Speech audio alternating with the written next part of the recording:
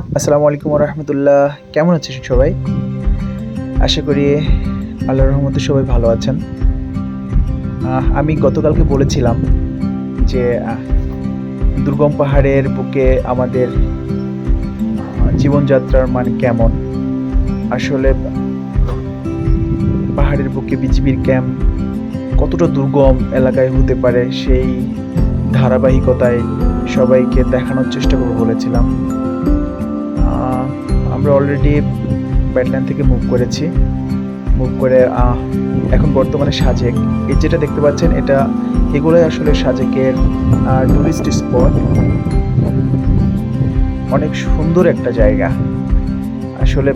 এখানে না আসলে আপনারা কল্পনা করতে পারবেন না যে কতটা সুন্দর বাংলাদেশ। আসলে বাংলাদেশটা কতটা সুন্দর, অসম্ভব সুন্দর। আমি আসলেই বিমুগ্ধ আমাদের সাজেক ভ্যালি পিকনিক স্পটে এসে। যদিও এটা পিকনিক না, আমরা বেস ক্যাম্পের উদ্দেশ্যে রওনা করেছি। আশা করি আর কিছুক্ষণ পরে পৌঁছে যাব। যে ডানে বামে যেগুলো দেখতেছেন এগুলো সবই পিকনিক স্পট এবং টুরিস্টদের জন্য এগুলা রিসোর্টস, ছোট ছোট রিসোর্টস। আরো সামনে অনেক বড় বড় রিসোর্টস আছে দেখতে পাচ্ছেন। এই রিসোর্টসের পেছনে জানালা যেগুলো আছে আসলে ওইখানেই সবাই এসে মানে মেঘ মনে হচ্ছে ভিতরে, রুমের ভিতরে প্রবেশ করছে, এমন একটি জায়গা। অসম্ভব ভালো লাগছে আসলে। এই যে সামনে একটা দেখতে পাচ্ছেন, একটা মসজিদ।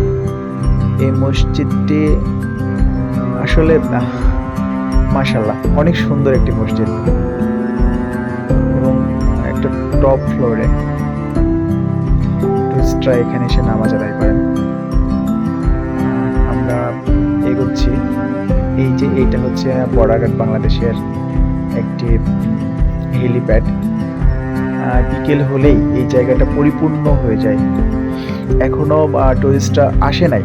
আমরা খুব সকাল সকাল রওনা করে চলে এসেছি সাজেক ভ্যালিতে আমাদের বেস ক্যাম্পের উদ্দেশ্যে। খুব সকাল সকালে চলে এসেছি। এই যে এখানে দুইটা গেট ফলো করেন, দেখেন। এই যে সামনে যেটা দেখতে পাচ্ছেন এটা বামেরটা হচ্ছে সেনাবাহিনীর এবং সামনেরটা বিজিবির ক্যাম্প।